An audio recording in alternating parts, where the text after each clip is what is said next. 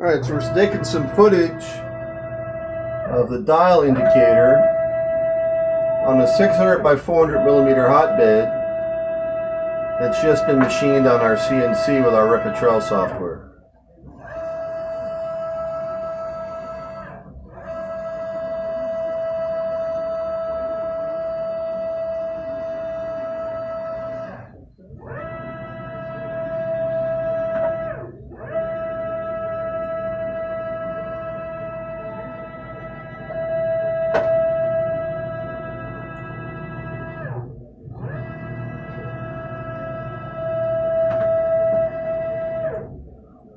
Come forward, center.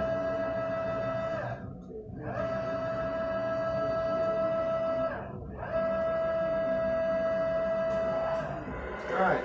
So less than half of a thousandth of an inch of variance anywhere on the plate.